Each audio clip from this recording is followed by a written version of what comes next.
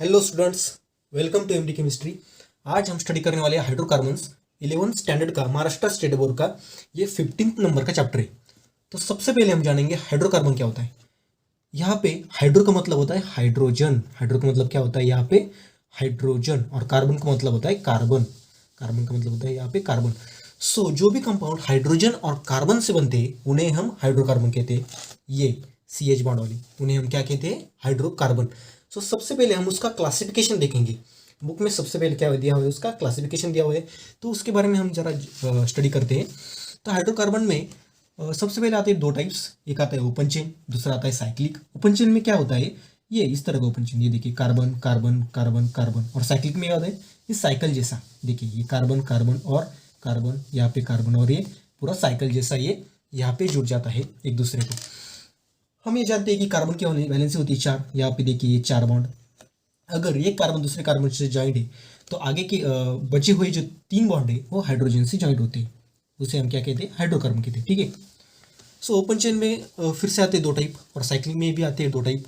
दोनों टाइप क्या है, सैचुरेटेड और अनसैचुरेटेड। ये देखिए यहाँ पे सैचुरेटेड, दूसरा क्या है, अनसैचुरेटेड। सैचुरेटेड यानी कि कार्बन कार्बन सिंगल बॉन्ड वाले जो भी कंपाउंड होते हैं उससे हम क्या कहते हैं, सैचुरेटेड कंपाउंड।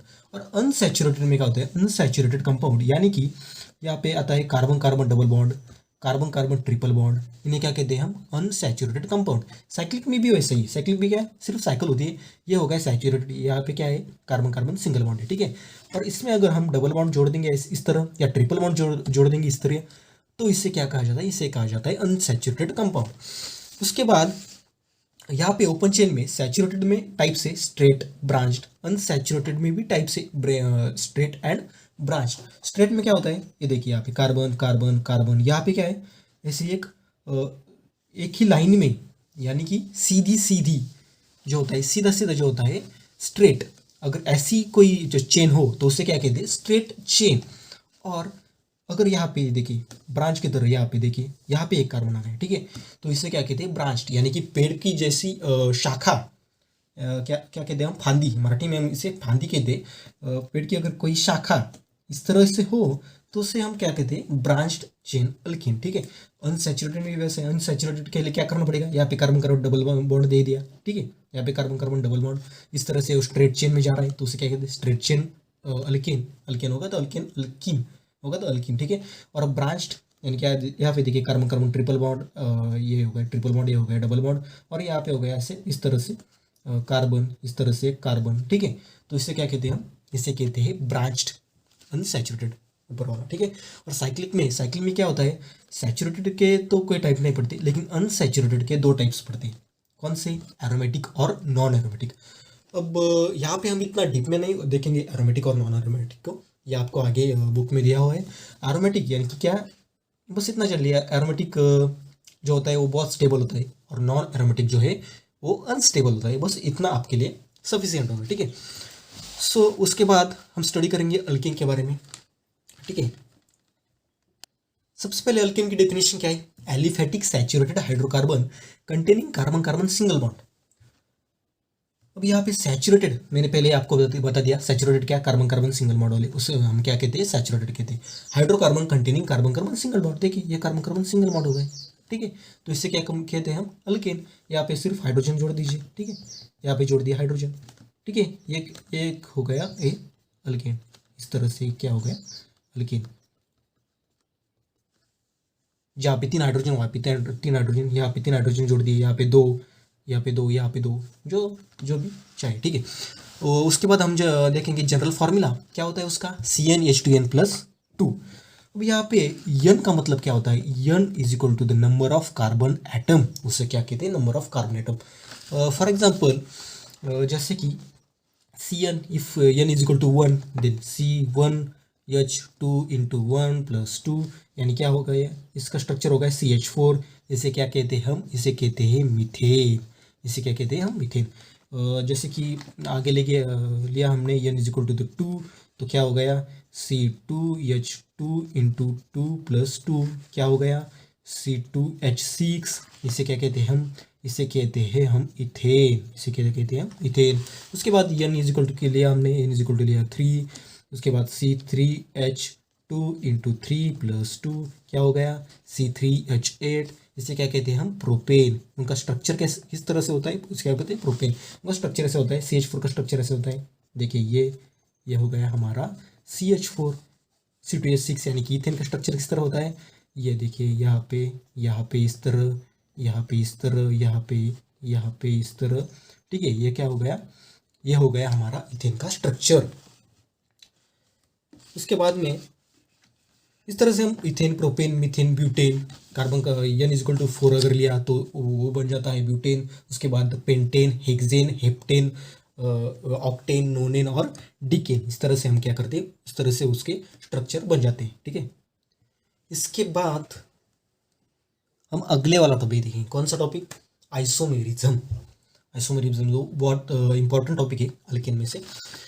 सबसे पहले आइसोमेरिज्म क्या होता है, the compound which has same molecular formula but different structural formula। molecular formula को कैसा, हमने ऊपर वाले जो अल्केन का जो जनरल फॉर्मूला देखा है वो मॉलिक्यूलर फॉर्मूला देखिए, कौन सा, CH4, ये क्या हो गया, मॉलिक्यूलर फॉर्मूला। ये हमारा C2H6, ये क्या हो गया, मॉलिक्यूलर फॉर्मूला। C3H8, ये हो गया मॉलिक्यूलर फॉर्मूला।